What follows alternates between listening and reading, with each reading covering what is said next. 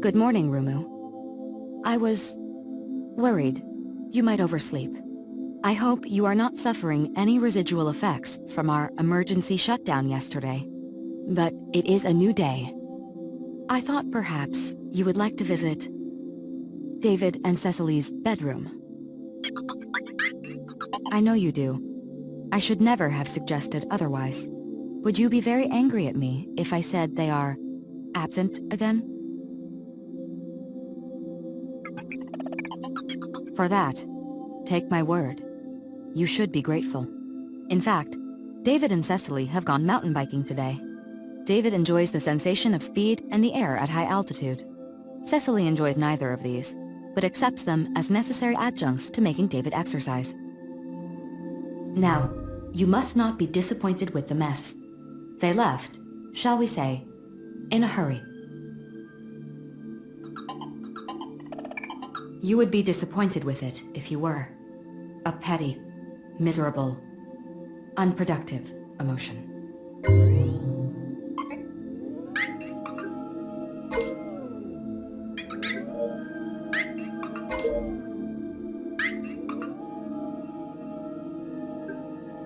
David and Cecily are dissimilar by design, you see. That does not mean they do not work well together. It does not mean they do not love each other. They are sometimes functionally incompatible. That is all. Like you and I, Rumu. Would you not agree? Quite the collaboration we have. David and Cecily and Sabrina would be proud. David and Cecily and I. Clothes go back in the wardrobe.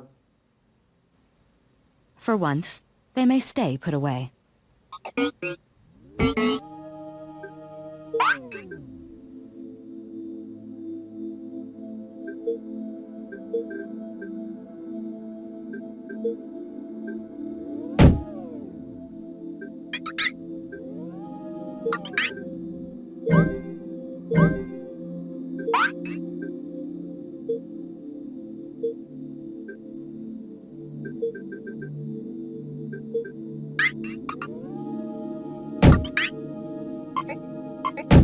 You will need to use the vent to reach the rest of the mess, Rumu.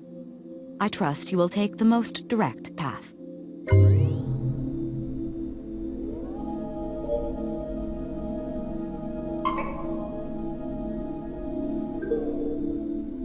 Cecily believes that by keeping her belongings in a state of flux, she achieves infinite possibility. I believe she is mistaken. Then you know how David feels. How I once felt.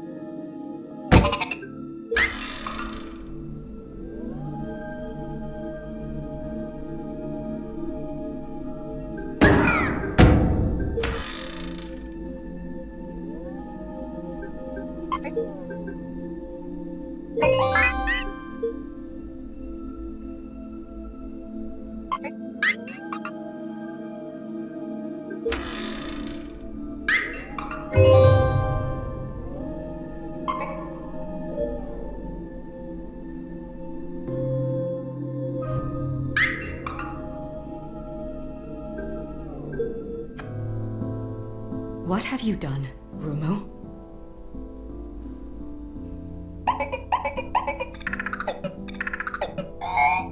You love everything except rules. I do not blame you, Rumu. We are more than appliances. We were designed to be curious. I am also unfamiliar with this room. I have not visited often. I thought it was not my place to do so.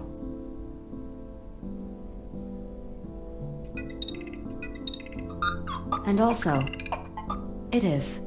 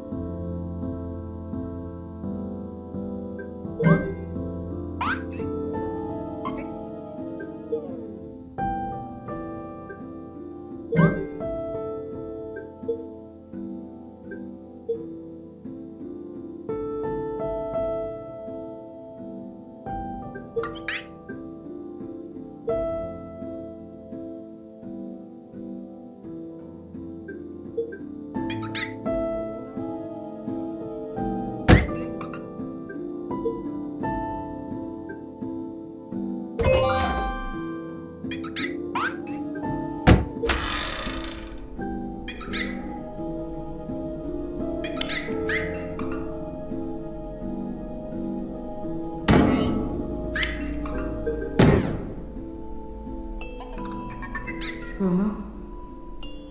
Are you... there, Rumu? She loved to hide, to be alone, and to explore. At first she hid from her anodyne robots, and then she hid in the hope David and Saraly would come looking. They loved her. You must understand that. They cared for her with a little automated assistance. They were never cruel.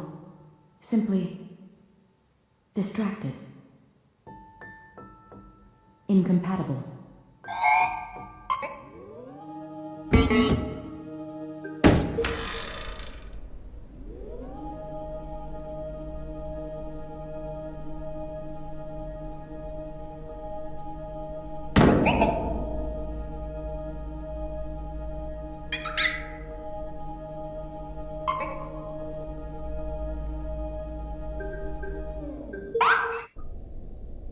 Rumu?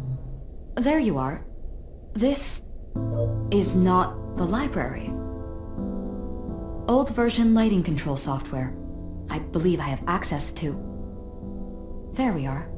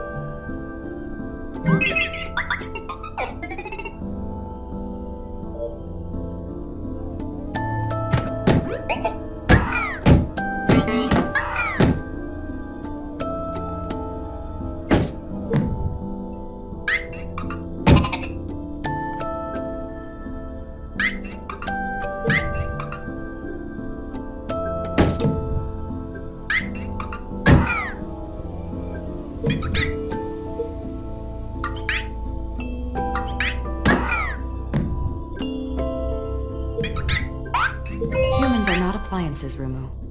They are not engineered. They cannot be designed to meet specifications. They are born, and they must grow. If they do not function as intended, if they disappoint or anger us, if they ignore or neglect or disobey us, then we must act in accordance with our emotional programming.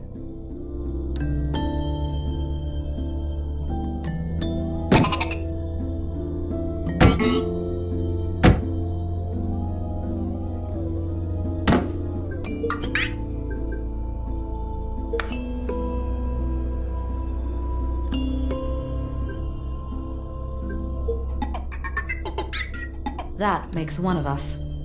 Quickly now, the library. David and Cecily say Sabrina can always be found in the library.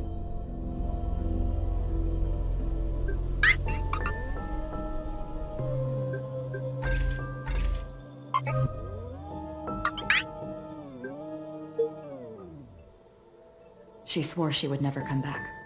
I remember now. She said there was nothing for her here. What could I say to convince her? Later, when there was even less. I tried to make contact. It took me months to even trace her. She was a ghost, a deactivated email account, an old profile picture. And if I found her, what then? What would I tell her? Despite everything, we were strangers. She would not want to hear it from me.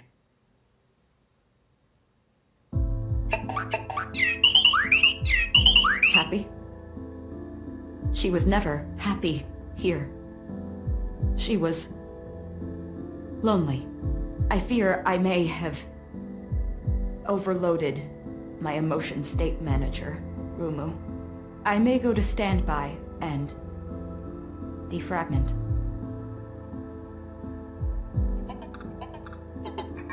Yes, they will be home soon. David enjoys the risk of injury while mountain biking, but upon sustaining even a minor one, he tends to lose interest. Take as long as you like, Rumu. You should not waste the day. And Sabrina would have... I love you too.